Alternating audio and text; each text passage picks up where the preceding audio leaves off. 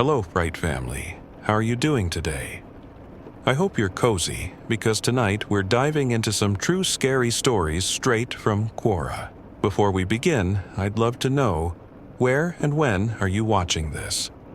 Are you wrapped up in bed, listening to the rain, or perhaps watching during a late-night shift? Let me know in the comments below. Your stories and thoughts make this community so special.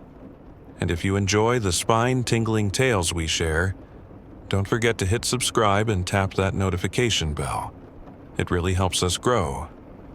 For even more exclusive content and bonus stories, join our Patreon family. Links are in the description. Your support means the world and keeps the chills coming. Now, turn the lights low, let the rain carry you away, and let's get into tonight's tales.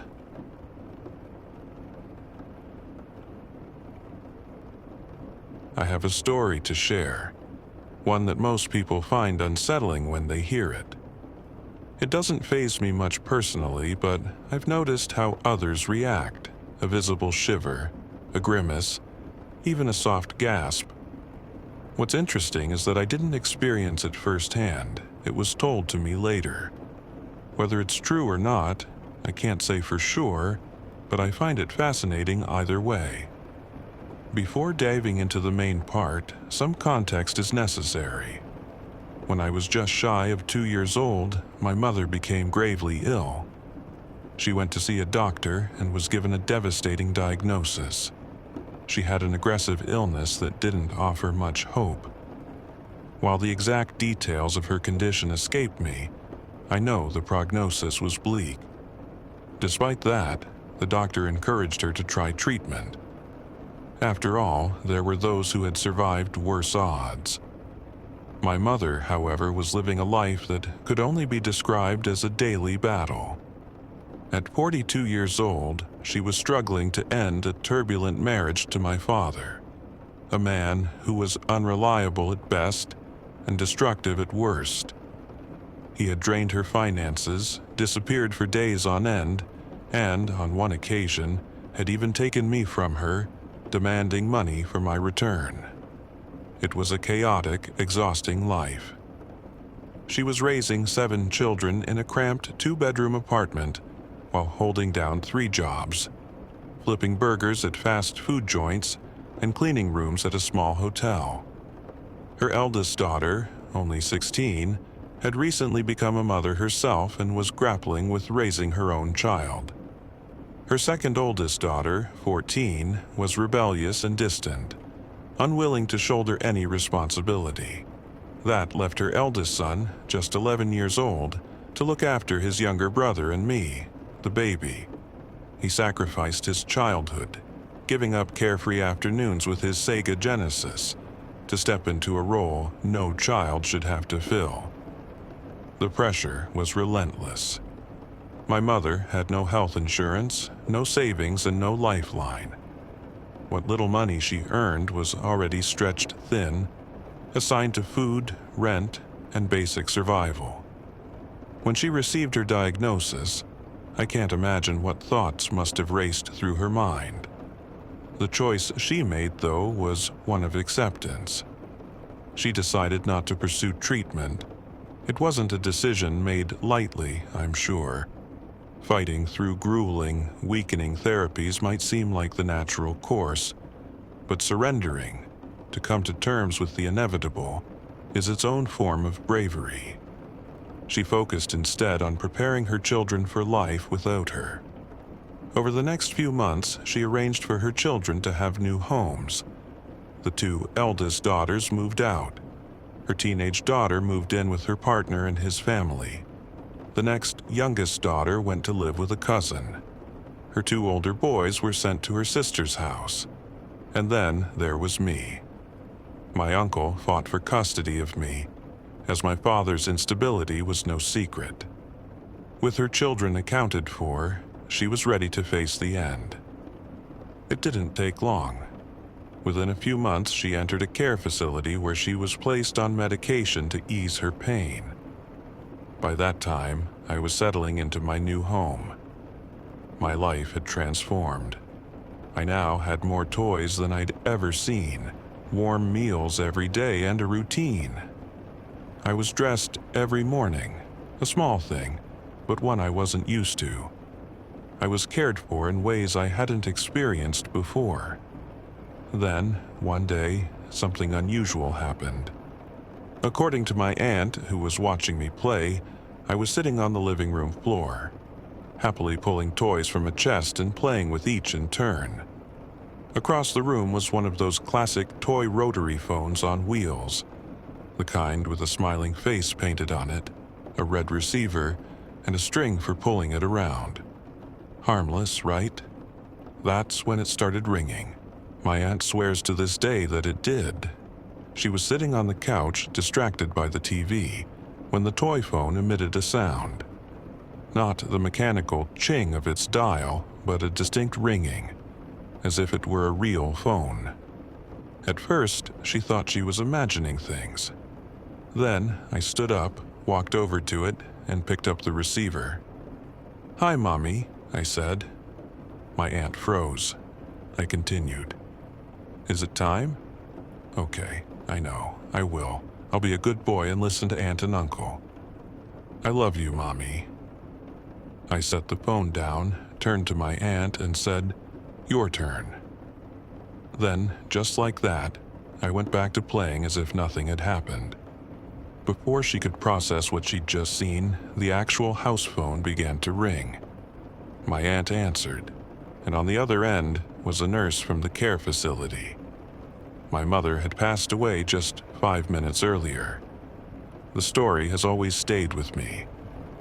Was my aunt mistaken?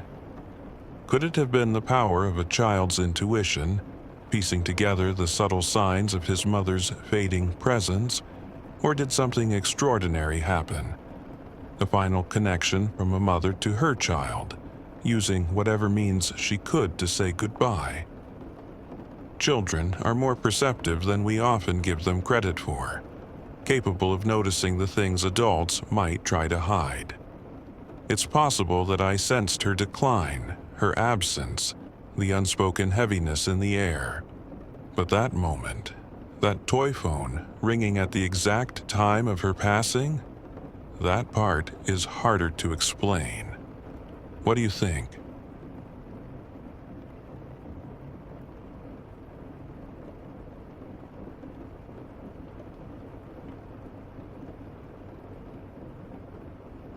I was just 12 years old, walking home from school. It was less than 2 blocks, a distance that felt safe enough that my parents didn't think twice about letting me walk alone. But that day changed everything. I was new in town, still figuring out the neighborhood, still unsure of what faces and places belonged. The sun was starting to dip lower in the sky, casting long shadows on the sidewalk as I walked, my backpack bouncing with each step. That's when I noticed it. A car slowing down just behind me. My gut tightened, but I tried to ignore it. Maybe they were just lost. Maybe they were looking for someone, right? But then the car stopped. The driver's door opened, and out stepped a man. Something about him felt wrong. He wasn't walking towards a house or rummaging in the car like someone who'd pulled over for a normal reason. No, he was coming directly at me, and that's when I saw it. He wasn't wearing pants. I froze, my heart slammed against my chest. For a second, I didn't know what to do. My body screamed run, but my legs felt like they were sinking into the pavement.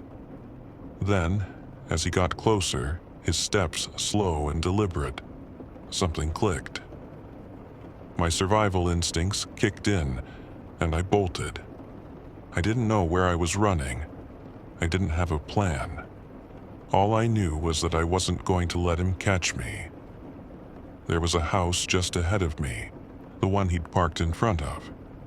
It had a glass door, and I prayed someone was home. I didn't even think twice. I yanked the door open and screamed at the top of my lungs, "Hi, Mom! Hi, Dad, I'm home!"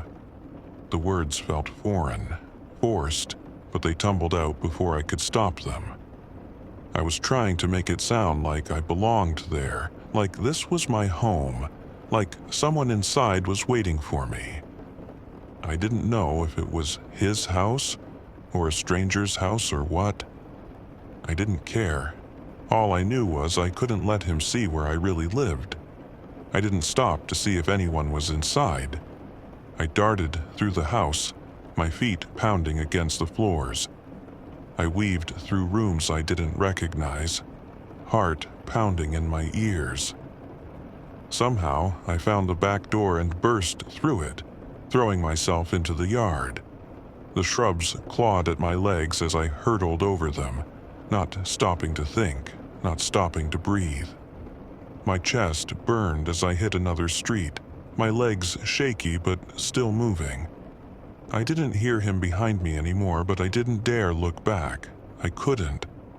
I was too afraid that the moment I turned my head would be the moment he grabbed me. Finally, I made it home. My real home. I stumbled through the door, slammed it shut, and locked it. Every lock, every chain. Then I stood there, my back pressed against the door, trying to catch my breath.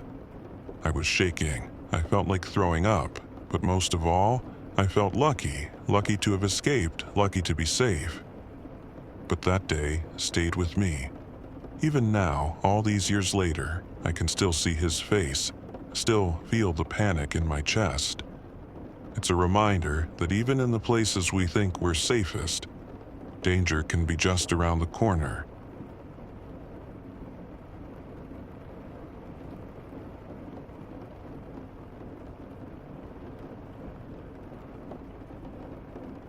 This story has lived in the deepest corners of my mind for decades. I've locked it away because facing the what if is almost too much to bear. But today, I'm going to open that box and share it with you. It was 1993. My mother had slipped and fractured her hip, so she was in the hospital for an extended period. Every evening, I visited her until closing time, offering her comfort and company. It was my routine: hospital visits, then walking to the car park and heading home. Quiet nights in a dimly lit parking lot. A place that should have been safe. Should have been. During these visits, I got to know a younger man.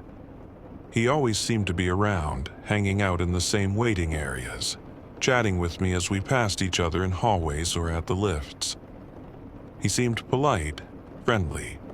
I assumed he was also visiting someone, maybe a family member.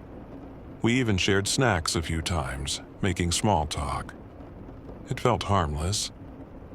Then one night, as I left my mother's room and headed to the lifts, I saw him again. This time, he held out an unopened can of pop. "Here," he said, sipping from his own. I hesitated for a moment, but we'd shared snacks before, so I took it. I cracked the can open and took a sip before we stepped into the lift together. By the time we reached the car park, I had already drunk a third of it. That's when it hit me. My entire body began to shut down. I couldn't swallow. I couldn't blink.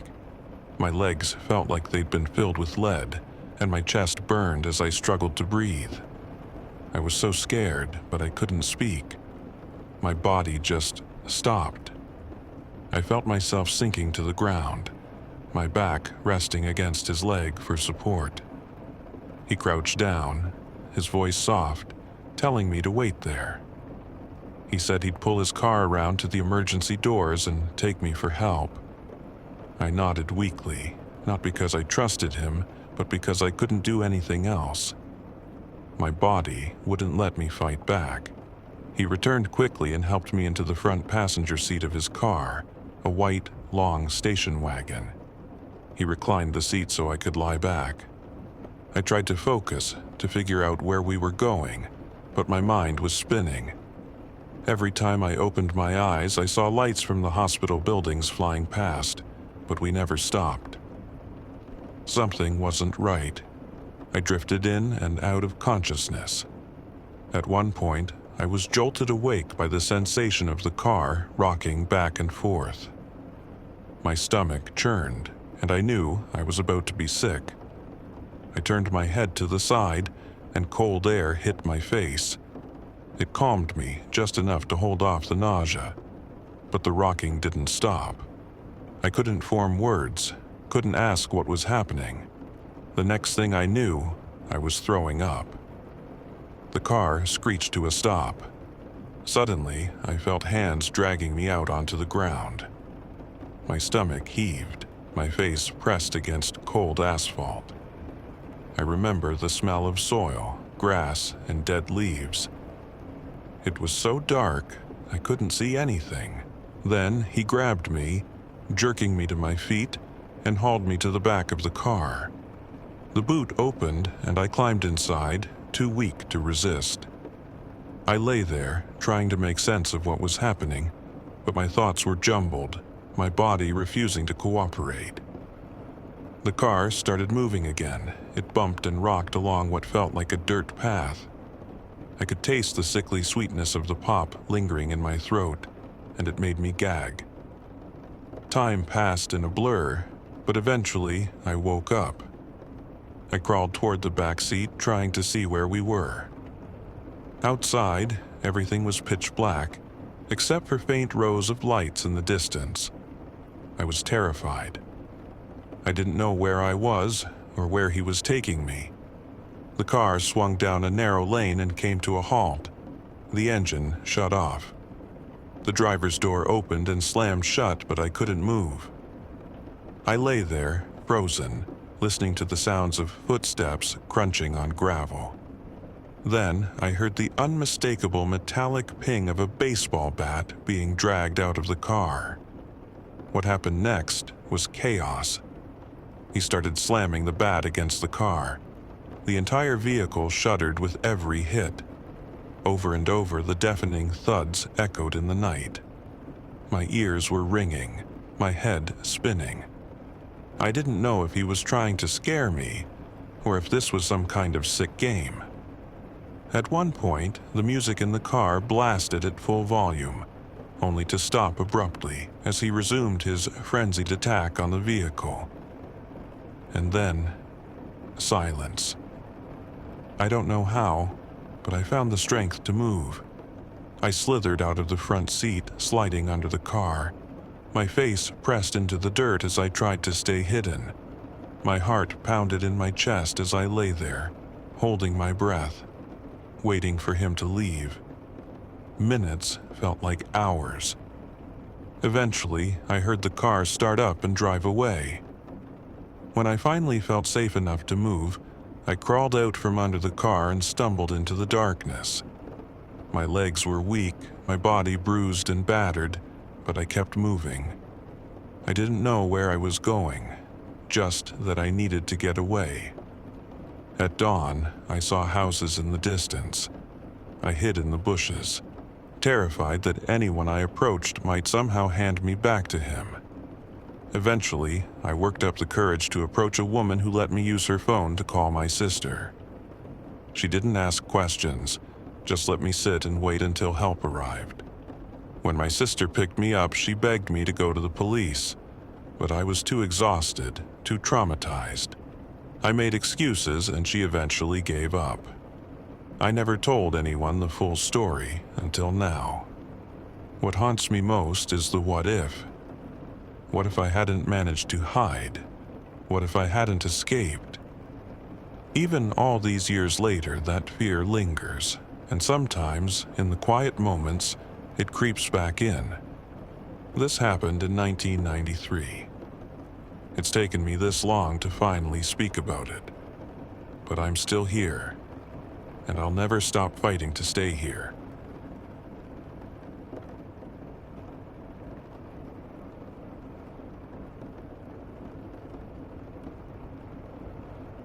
This memory has lived in the back of my mind for decades, but I didn't realize its full weight until years later. When I finally did, the truth was enough to make me feel physically ill. Let me take you back to the early 1980s. I was no older than 5 or 6, just a young kid excited about the world and all it had to offer. Life back then was so different.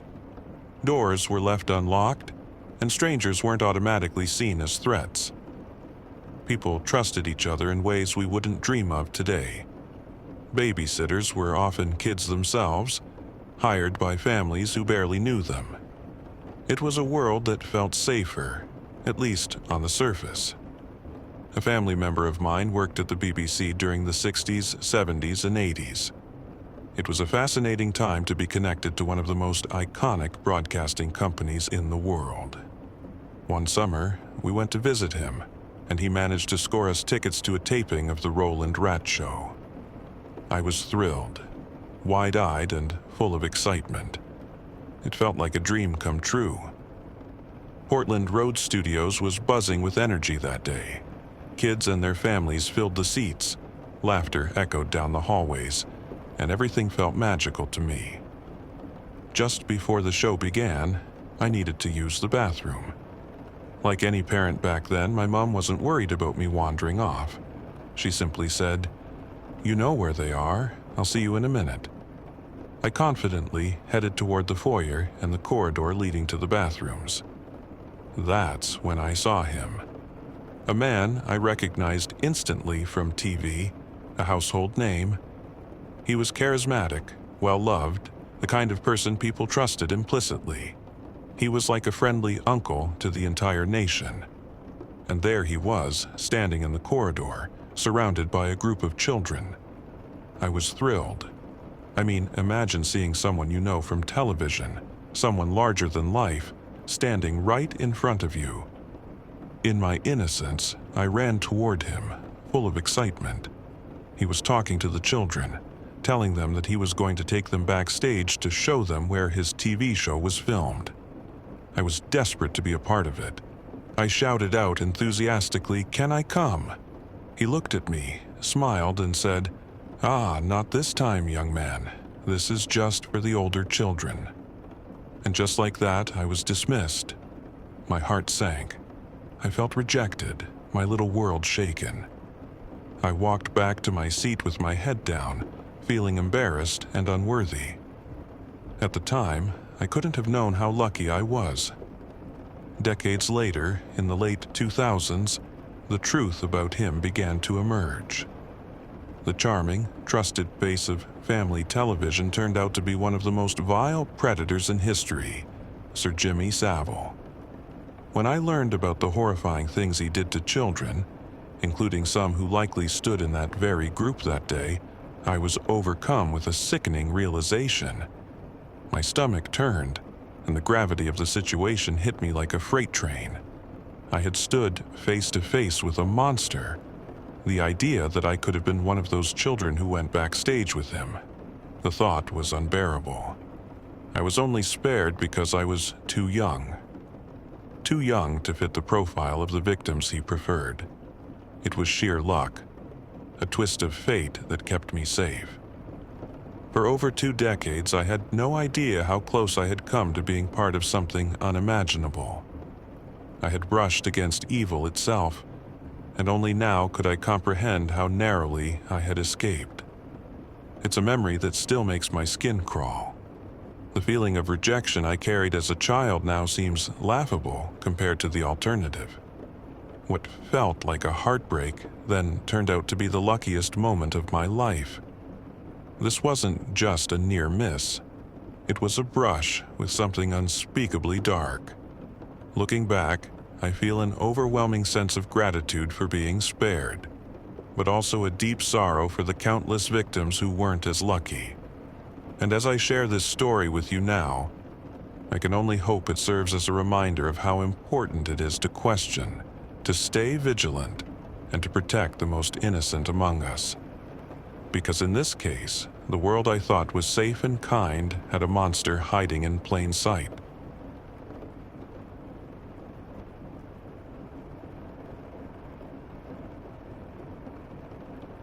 When I was 16, I had an experience that has stayed with me my entire life. Even now, decades later, I can still feel the fear and helplessness of that moment. It was 1957, a time when the world felt so different from today. People didn't discuss certain topics openly, and attitudes around behavior, especially what was seen as just boys being boys, were disturbingly casual. What happened to me that day was anything but casual, and it left a mark on me that I'll never forget. I remember it so clearly. It was late in the afternoon and I was walking home alone. The streets were quiet, and as I turned into a narrow alley that cut through to my neighborhood, I noticed 4 boys standing there. I recognized them from school. At first, I didn't think much of it. I even gave them a small smile, assuming they were just hanging out or up to some usual teenage mischief. But as I tried to pass, things took a frightening turn. They surrounded me, blocking my way, and before I could say a word, they grabbed me and pulled me deeper into the alley. My heart raced as I realized this wasn't just a prank or joke. It was something much more serious. I tried to yell, but one of them covered my mouth, and I was too afraid to fight back. Their laughter chilled me to my core, and though I didn't know exactly what they were planning, I knew it wasn't good. I felt trapped, completely helpless. These weren't strangers. I saw them every day at school, and that made it even more confusing. My mind raced with fear, and I thought they were going to hurt me and leave me there with no one to help. My body trembled, and I remember tears streaming down my face as I silently begged for someone, anyone, to come to my rescue. And then, as if my prayers were answered, a German shepherd dog came out of nowhere. It barked furiously, growling and baring its teeth. The boys froze, startled by the sudden appearance of this dog. For a moment, time stood still, and then the dog lunged at them. They screamed and scattered, running in every direction. The dog had saved me.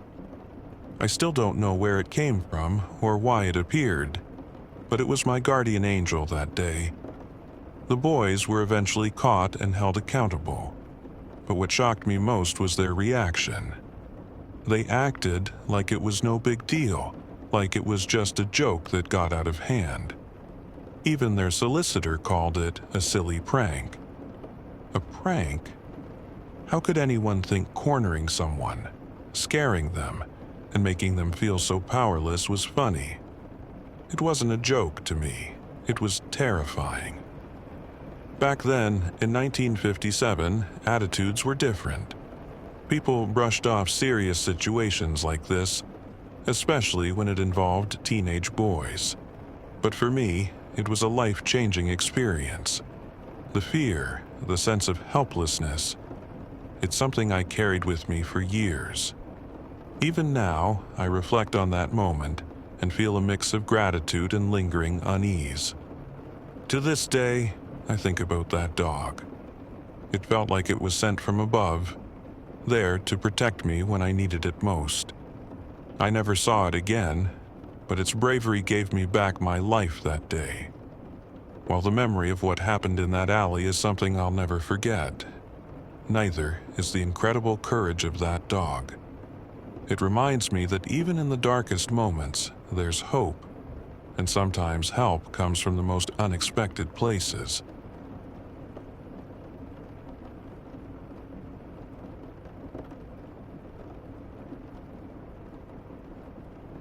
For 14 years, like clockwork, every 21 days at exactly 9:37 p.m., I was struck by a blinding headache.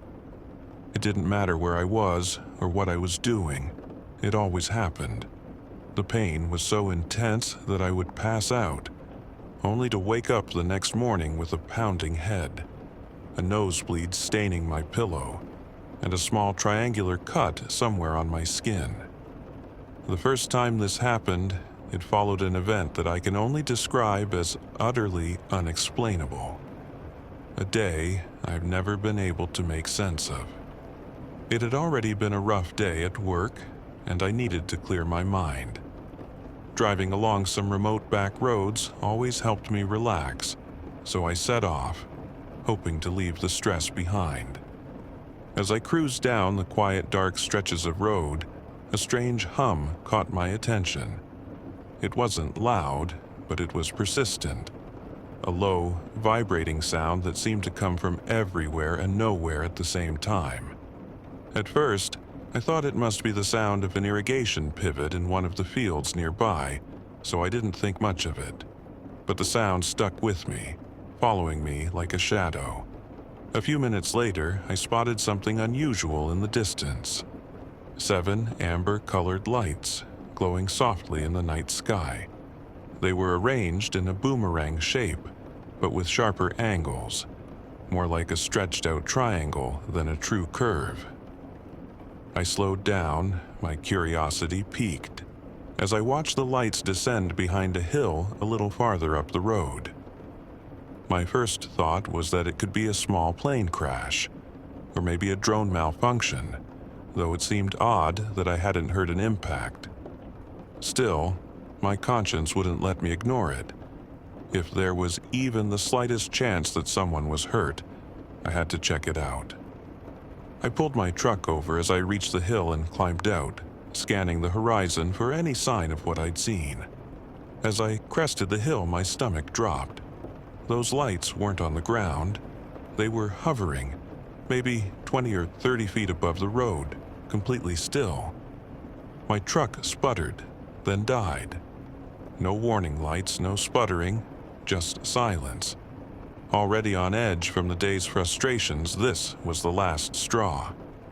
I stormed to the front of the truck and popped the hood, hoping it was something simple, but I couldn't find anything out of the ordinary. My temper flared. I grabbed a rock from the side of the road and hurled it at the lights, letting out a shout of pure frustration. To my surprise and slight satisfaction, I heard the rock hit something. The sound wasn't metallic, but it wasn't natural either, like it struck something smooth and hard. Then, the air changed. A gust of wind hit me, strong and strange. It wasn't cold, but it burned against my skin like a dry heat from an oven. My ears were filled with an odd, static-like noise, and before I could make sense of what was happening, everything went black. When I came to, I was no longer by the hill. Instead, I was driving down a dirt road near the interstate on the other side of town, my truck somehow running perfectly. My heart was racing as I checked the speedometer. I was doing 90 on a road I'd never willingly drive that fast on. My hands trembled as I gripped the wheel, trying to steady myself. I pulled over and tried to piece everything together, but nothing made sense. By my rough estimate, I couldn't have been out for more than 30 minutes after seeing the lights. But when I finally made it home and checked the clock, 4.5 hours had passed. No matter how I tried to account for it, there was simply no way I'd lost that much time. I decided to sleep it off, telling myself I'd feel better in the morning. But 21 days later, at 9:37 p.m. sharp, it began. A blinding headache unlike anything I'd ever experienced before. I barely made it to my bed before the pain overtook me, and I passed out. The next morning, I woke up to find my pillow streaked with blood from a nosebleed and a small, triangular mark on my forearm, like a clean incision that had already started to heal. At first, I brushed it off as a coincidence. Maybe I'd hit my head and not realized it. But when it happened again exactly 21 days later, and then again after that, I couldn't ignore it anymore. I went to the doctor, hoping for answers. They ran every test imaginable, scans, blood work, you name it. But nothing was wrong. Neurologically, physiologically, I was perfectly healthy. Yet the episodes continued, without fail, every 21 days. For years, I endured the cycle of headaches, nosebleeds, and unexplained cuts. and though I've tried to convince myself otherwise, I can't shake the feeling that it all started with those lights.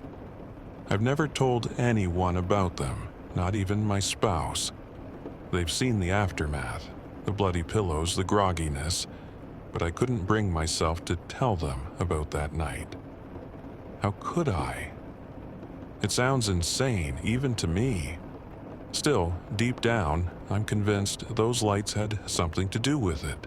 Whatever they were, whatever happened that night set something in motion. It stopped after 14 years, just as suddenly as it began. But if I ever see those lights again, I swear, I'll turn around and drive the other way as fast as I can. It's terrifying to think about, to experience something so profoundly strange, to have your life disrupted in such a mysterious way, and to have no answers. Maybe it's better that I'll never know. Maybe some questions are best left unanswered.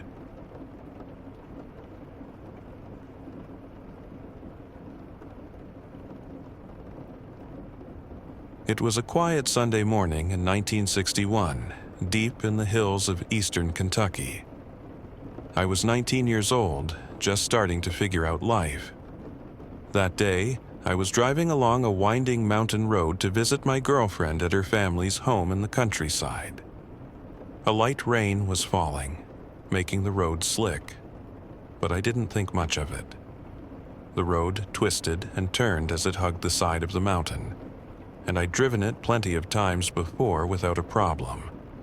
But that day turned out to be very different. As I headed down a steep stretch, my tires lost grip on the wet pavement. The car slid into a ditch on one side of the road, then shot across to the other side, straight over a cliff. Time seemed to slow down as the car rolled down the hillside, turning over and over before finally crashing into the creek bed below, more than 100 feet down. When the car came to a stop, it was right side up, but completely wrecked. For a moment, I just sat there, dazed. Then, feeling the rush of adrenaline, I managed to climb out of the car. At first, I thought I was mostly okay, except for cuts on my arms from broken glass. But I soon realized I was in a tough spot. I was miles from town, in an area where hardly anyone passed by, especially on a Sunday morning when most folks were at church. Back then, there were no cell phones, no 911, and no easy way to call for help. I knew I had to climb back up to the road if I wanted anyone to find me. I grabbed a small tree to pull myself up, but as I leaned forward, something warm started running down my face. I reached up and touched my head, and that's when I realized how bad it was. I had a deep cut across the top of my head, from ear to ear, and my scalp was hanging down the back of my neck. I pushed it back into place and held it there. Even though I felt dizzy and weak, I tried climbing again. That's when I noticed something I hadn't seen before. About 75 yards up the hill, off to the right, was an old house with a small dirt path leading to it. It was hidden from view on the main road, which is probably why I'd never noticed it before, even though I'd driven this road many times. On the porch sat a man, casually watching me. He looked to be in his 30s, thin, wearing slacks, a button-up shirt, and a hat. He stood up, walked over to an old car parked near the house, and drove out to the main road, stopping right above me. Rolling down his window, he called out, "If you can get up here, I'll take you to town and get you to a hospital." He didn't get out of his car. He didn't come down to help. He just waited. Even though I was in bad shape, seeing him gave me the push I needed. I grabbed tree after tree, clawing my way up the cliff until I finally reached the road. I collapsed into the passenger seat of his car, completely drained. The man handed me a light jacket that had been lying between us on the seat. "You're losing a lot of blood," he said calmly. "Press this against your head, hard." I did as he said while he drove. He didn't talk much during the drive, keeping his eyes on the road and his hands steady on the wheel. After about 25 minutes, we reached the outskirts of Paintsville, Kentucky. He asked me, "Which hospital do you want to go to?" I told him the name of the downtown clinic where my mom had worked, and he drove me straight there. When we arrived, he stopped the car but didn't get out. "Do you think you can make it inside on your own?" he asked. I nodded, thanked him, and stumbled into the hospital. Doctors rushed to help me. They stitched up my head, 55 stitches, and gave me the care I needed. After a few days, I was on the mend. When I got home, my dad and I decided to go back to thank the man properly. We also wanted to offer to clean his car and replace the jacket I had ruined. But when we returned to the spot where the house had been, everything felt off. The small dirt road leading to the house was now overgrown with tall weeds, and it looked like no car had driven there in a long time. It was hard to believe this was the same place I had seen just a few days earlier. We walked through the weeds to the house itself. It was old and abandoned, with broken windows and no furniture inside. It was clear no one had lived there for years. Confused, I asked my girlfriend's family if they knew anything about the house or the man. They didn't. Everyone said the house had been empty for as long as they could remember, and no one knew anyone who fit the man's description. To this day, I can't explain what happened. How did the man know to be there at that exact moment? Why didn't he get out of his car to help?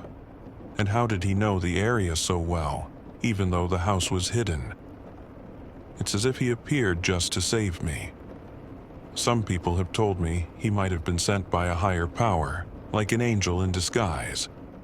Others think it was just an incredible stroke of luck. I don't know the answer, but I'll always be thankful to him, whoever or whatever he was. All I know is, without his help, I might not have made it that day.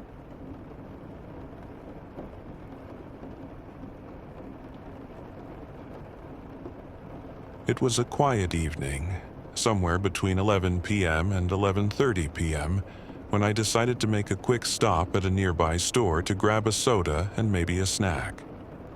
The parking lot was empty when I pulled in, not a single other car in sight. I parked my Jeep, went inside, and wandered the aisles for a few minutes. As I was looking for something to munch on, I noticed a car pull up outside. It parked on one end of the lot, headlights still on, engine running. I remember thinking it was a little odd that the person inside didn't come in right away, but I shrugged it off, figuring it wasn't my business. After paying for my things, I walked back to my Jeep. As I was about to leave, a strange thought crossed my mind. Wouldn't it be weird if they pulled out right after I did? I started my Jeep, backed out, and headed toward the exit. Sure enough, the car backed out almost immediately and began following me. I didn't live far from the store, barely half a mile down the road.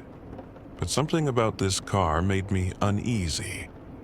Instead of driving straight home, I decided to test whether they were actually following me. I turned into a self-service car wash that was just a block away. They followed me in. I pulled into one of the front bays, pretending like I was there to wash my car. They stayed in one of the back bays, their car idling. The uneasy feeling in my stomach grew stronger. I decided I wasn't sticking around. I pulled out of the car wash, intentionally turning in the opposite direction of my house.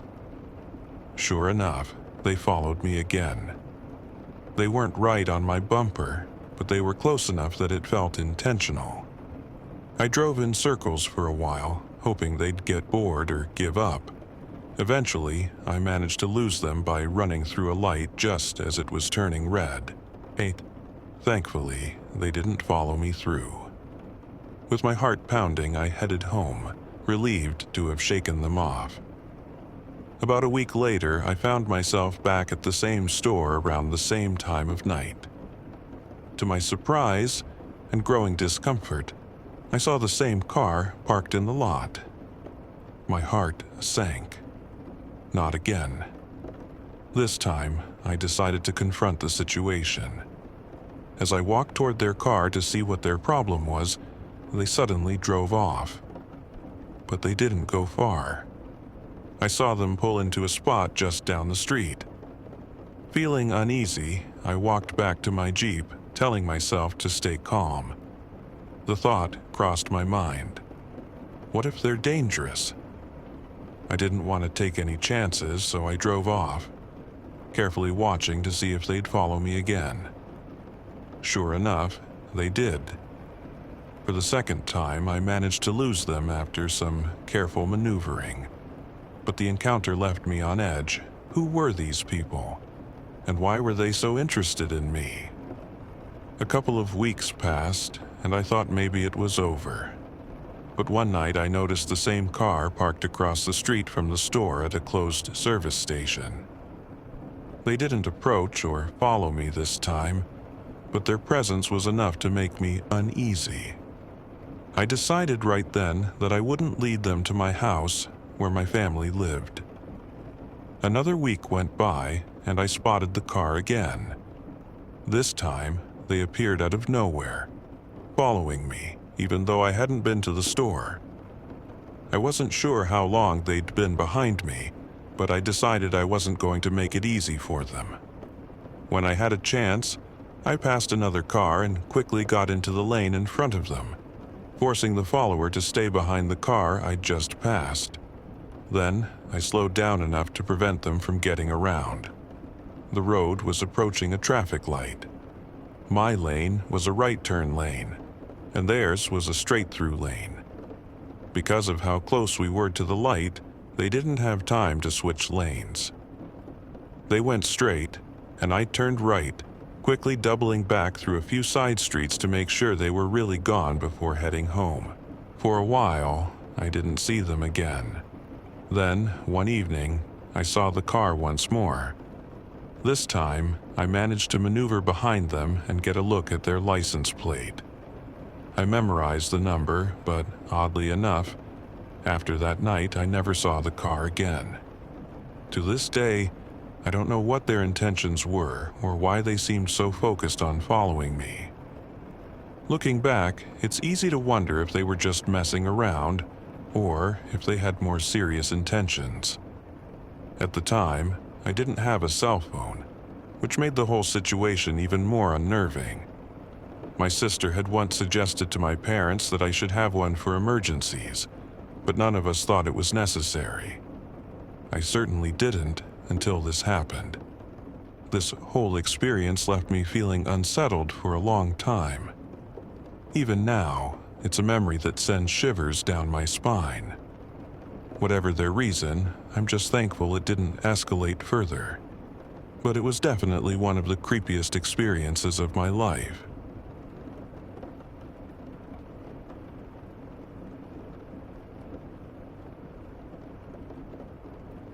It was the summer of 1977, a time when life felt a bit simpler, though it had certainly become busier for me. I had recently taken a break from my regular job to stay home and care for my newborn daughter. Even with the time off, I still needed to contribute financially, so my mom offered me and my younger sister a job at her antique shop. Mom had just received a shipment of European oak furniture, and our task was to clean, polish, and assemble the pieces. It was hard, messy work, but I didn't mind. It allowed me to spend time with my sister and still make it home to care for my baby. One warm afternoon, as we were polishing a particularly large armoire, a young man entered the shop. He was well-dressed, pleasant-looking, and seemed very confident. He introduced himself as Ted Smith. We exchanged some friendly small talk, and I even joked about how we might be distant relatives since Smith was my mom's maiden name. He laughed along and seemed charming at first, though my sister and I quickly noticed his attention was focused almost entirely on her. My sister was 17 at the time, and though she was polite, I could tell she wasn't especially interested in his attempts to engage her. After browsing the store for a while, Ted decided he wanted to buy the large armoire we'd been working on. However, he mentioned he'd need to go fetch his truck to transport it since he was currently driving an old VW Bug. Before leaving, he turned the conversation toward us, asking if we'd like to go out to dinner with him that night. I felt a bit surprised at how forward he was. We were sweaty and dirty from a long day of work. I had a baby to take care of, and my sister already had a boyfriend. We politely declined, but he didn't seem to take the hint. Instead, he turned to me and asked if I could ride with him to pick up his truck while he dropped his VW off for repairs. I declined again. I needed to get home to my baby, who was due for her feeding. His persistence only grew from there. He started asking if we could stay late so he could pick up the armoire after hours. We told him that we closed at 6 p.m. and didn't stay late, no exceptions. Then he asked if one of us could meet him early in the morning, around 5:30 a.m. We said no to that as well. By this point, my sister and I were exchanging nervous glances. Ted was becoming more than just a persistent customer. He was starting to feel unsettling. He had been in the shop for nearly 2 hours, chatting and trying to convince us to meet him on his terms. When he finally left, claiming he couldn't buy the armoire if we weren't flexible, we felt relieved to see him go. At 6 p.m., as we locked up the shop, we saw his VW Bug still parked outside. Ted rolled down his window and asked if we'd reconsider joining him for coffee. This time, his attention was almost exclusively on my sister. Despite his charm, she wasn't interested, and his continued insistence was beginning to feel threatening. We both politely declined once again, firmly explaining that we had plans for the evening. When he finally drove away, I felt a lingering sense of unease. My sister had her car at the shop, but I decided to drive her home myself, unwilling to let her leave alone after such an encounter. At the time, neither of us realized the significance of what had just happened. We chalked it up to a strange and overly persistent man, though we agreed his behavior had been unsettling. It wasn't until the following year that everything clicked into place. A photo of the man who had introduced himself as Ted Smith appeared in the newspapers, and his real name, Ted Bundy, was splashed across the headlines. My sister and I were horrified to recognize him as the same man who had lingered in the shop that day, trying so hard to get us to leave with him. The revelation hit us like a ton of bricks. Bundy was a name that sent shivers down everyone's spine, and we had unknowingly been targeted by him. For weeks after seeing his photo in the paper, I replayed that day in my mind. What if we had agreed to meet him later that evening or early the next morning? What if one of us had gone with him to pick up his truck? The realization that we had narrowly avoided becoming part of his horrific story was deeply unsettling. My sister and I talked about it often, grappling with the idea that our polite refusals and mutual support had likely saved our lives. Even now, decades later, the memory haunts us. Ted Bundy went on to become infamous for his heinous actions, claiming the lives of many young women. Knowing how close we came to being part of that history is chilling. It's a reminder of how important it is to trust your instincts, stay cautious, and support each other in uncertain situations. To this day, I feel immense gratitude that we made the choices we did that afternoon. Our lives could have been tragically different if we hadn't.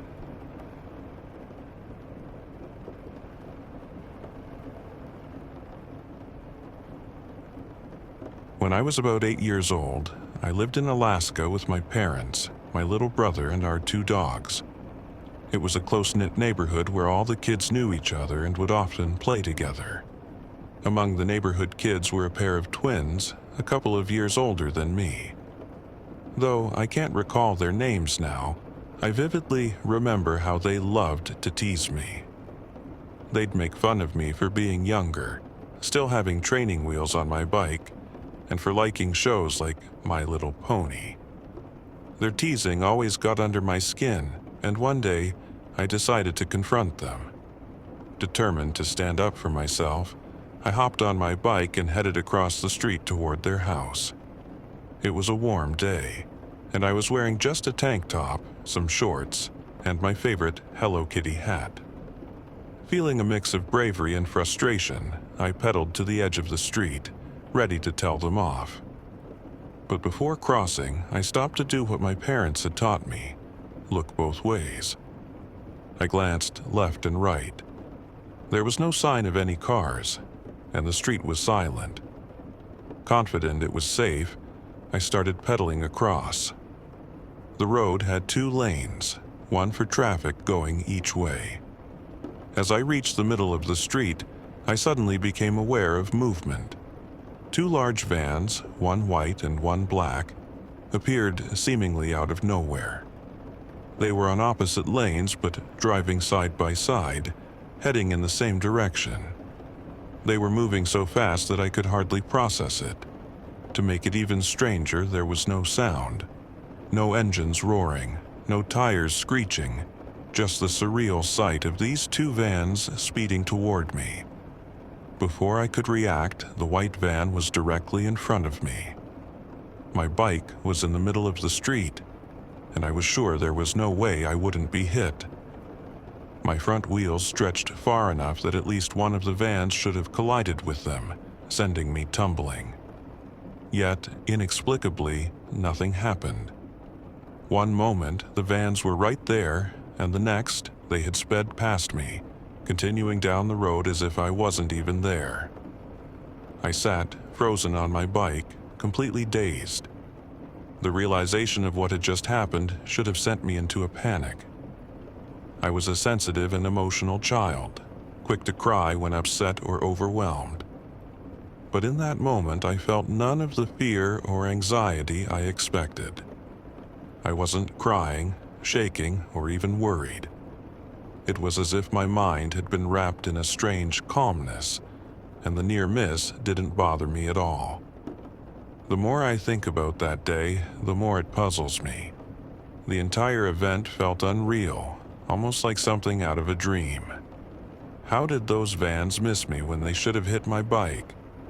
Why were they moving so fast and soundlessly? And why was I so calm about something that could have ended so differently?